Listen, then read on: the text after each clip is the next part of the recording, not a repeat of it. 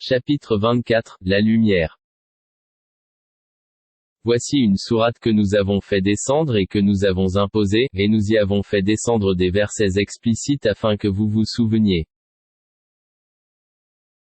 La fornicatrice et le fornicateur, fouettez-les chacun de 100 coups de fouet. Et ne soyez point pris de pitié pour eux dans l'exécution de la loi d'Allah, si vous croyez en Allah et au jour dernier. Et qu'un groupe de croyants assiste à leur punition. Le fornicateur n'épousera qu'une fornicatrice ou une associatrice. Et la fornicatrice ne sera épousée que par un fornicateur ou un associateur, et cela a été interdit aux croyants.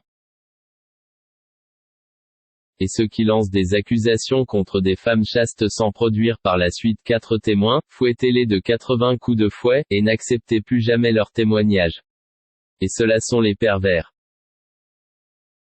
À l'exception de ceux qui, après cela, se repentent et se réforment, car Allah est pardonneur et miséricordieux. Et quant à ceux qui lancent des accusations contre leurs propres épouses, sans avoir d'autres témoins qu'eux-mêmes, le témoignage de l'un d'eux doit être une quadruple attestation par Allah qu'il est du nombre des véridiques. Et la 5e attestation est que la malédiction d'Allah tombe sur lui s'il est du nombre des menteurs. Et on ne lui infligera pas le châtiment de la lapidation, si elle atteste 4 fois par Allah qu'il, son mari, est certainement du nombre des menteurs. Et la 5e attestation est que la colère d'Allah soit sur elle, s'il était du nombre des véridiques. Et n'était la grâce d'Allah sur vous et sa miséricorde. Allah est grand accueillant au repentir et sage.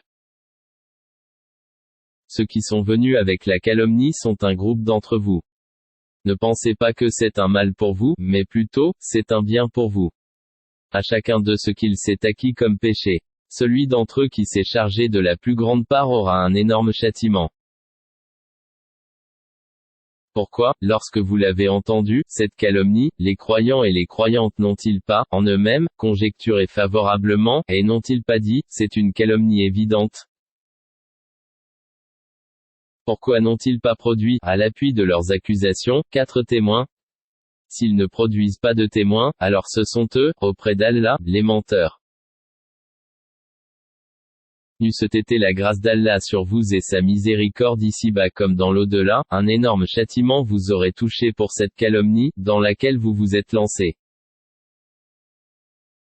Quand vous colportiez la nouvelle avec vos langues et disiez de vos bouches ce dont vous n'aviez aucun savoir, et vous le comptiez comme insignifiant alors qu'auprès d'Allah cela est énorme. Et pourquoi, lorsque vous l'entendiez, ne disiez-vous pas, nous ne devons pas en parler? Gloire à toi, ô Allah. C'est une énorme calomnie? Allah vous exhorte à ne plus jamais revenir à une chose pareille si vous êtes croyant. Allah vous expose clairement les versets et Allah est omniscient et sage. Ceux qui aiment que la turpitude se propage parmi les croyants auront un châtiment douloureux, ici-bas comme dans l'au-delà. Allah sait, et vous, vous ne savez pas. Et n'eût-ce été la grâce d'Allah sur vous et sa miséricorde et n'eût été qu'Allah est compatissant et miséricordieux.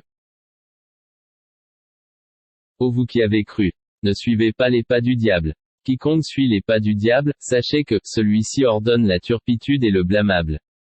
Et n'eût-ce été la grâce d'Allah envers vous et sa miséricorde, nul d'entre vous n'aurait jamais été pur. Mais Allah purifie qui il veut. Et Allah est audient et omniscient.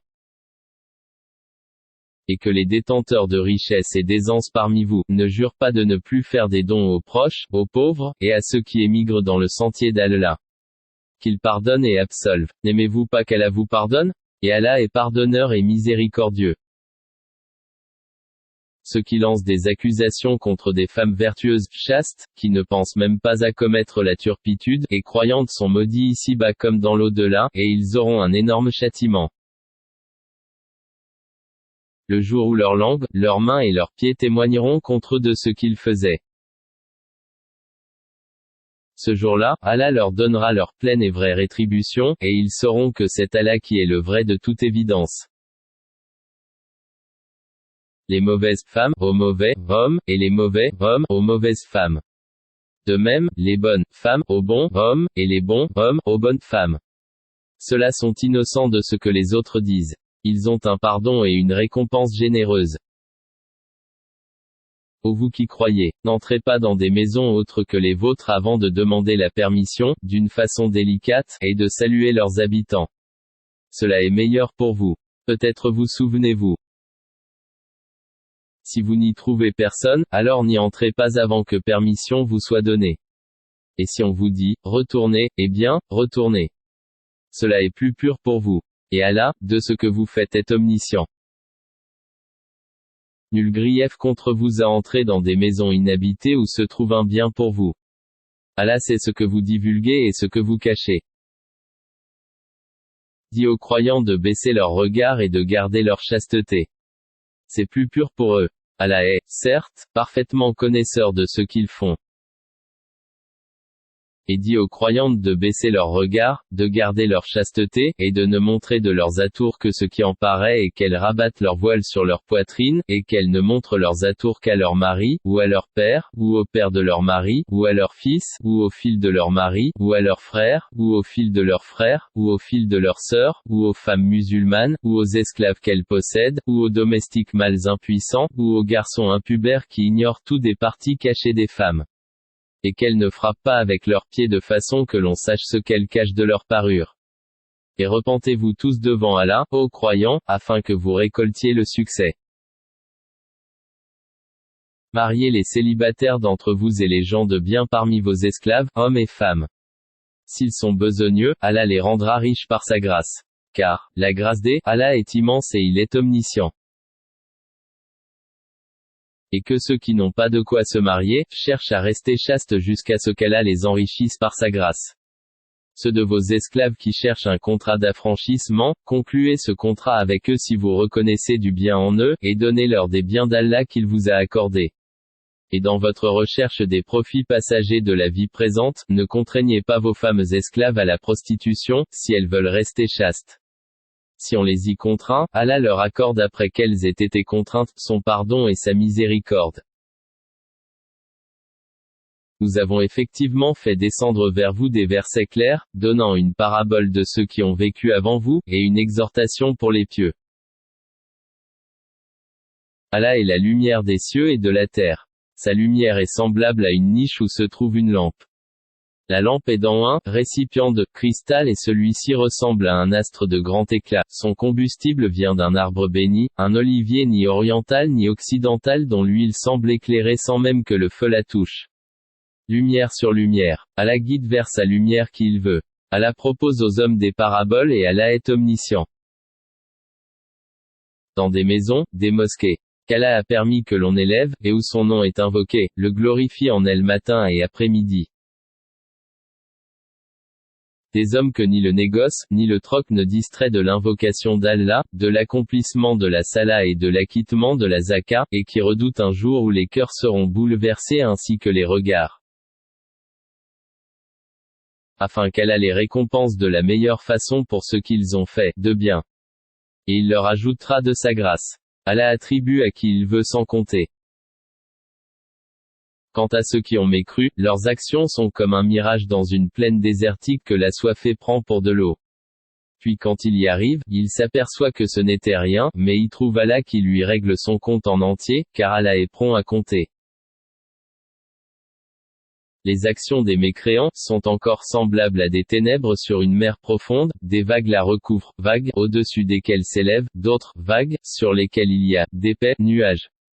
Ténèbres, entassées, les unes au-dessus des autres. Quand quelqu'un étend la main, il ne la distingue presque pas.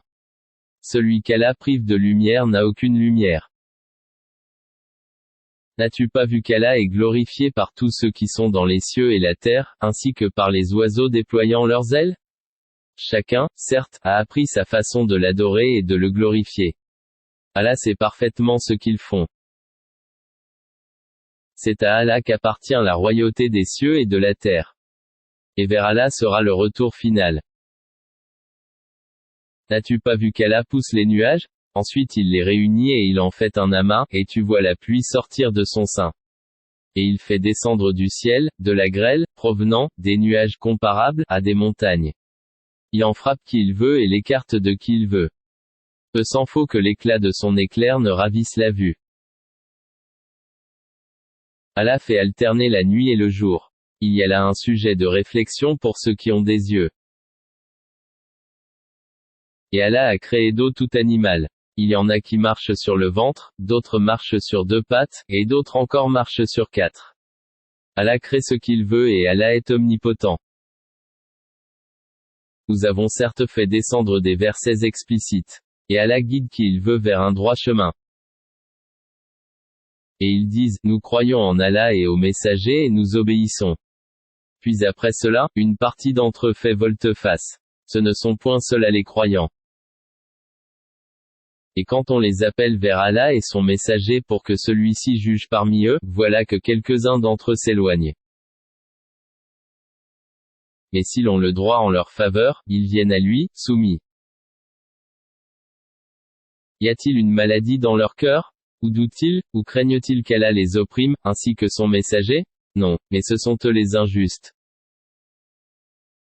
La seule parole des croyants, quand on les appelle vers Allah et son messager, pour que celui-ci juge parmi eux, est, nous avons entendu et nous avons obéi. Et voilà ceux qui réussissent. Et quiconque obéit à Allah et à son messager, et craint Allah et le redoute, alors, voilà ceux qui récoltent le succès.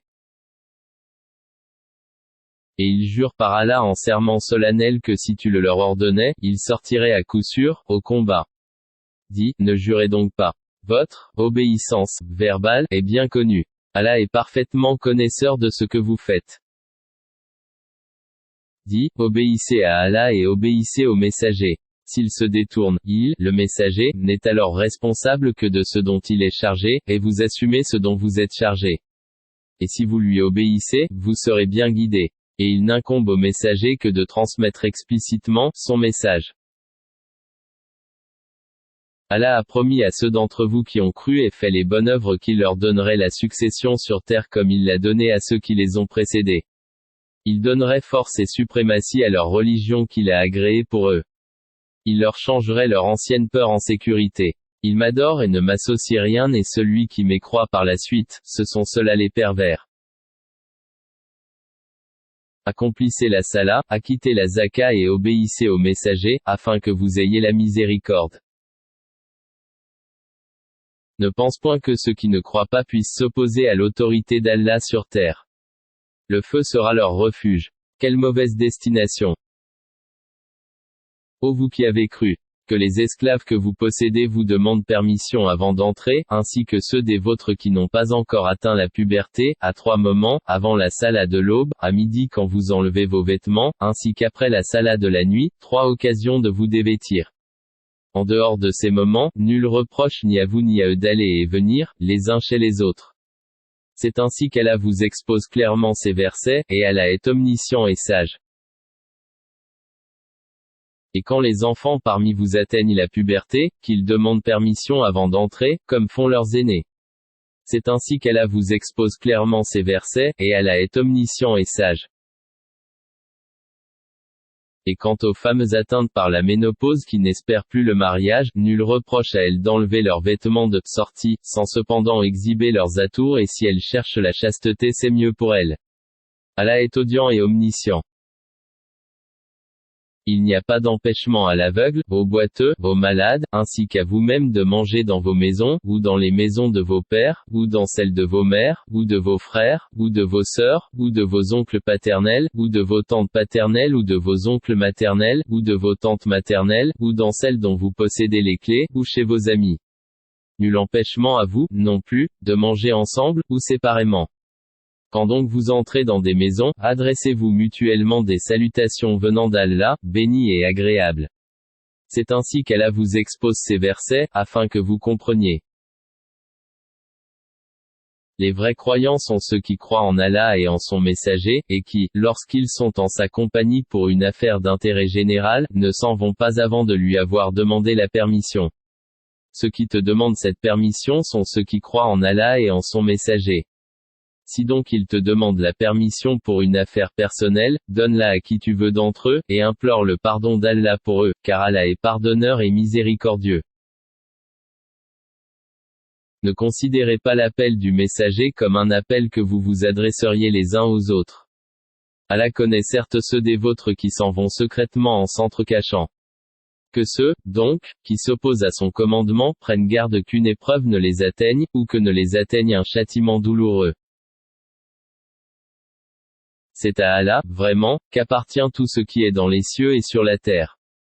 Il sait parfaitement l'état dans lequel vous êtes, et le jour où les hommes seront ramenés vers lui, il les informera alors de ce qu'ils œuvraient. Allah est omniscient.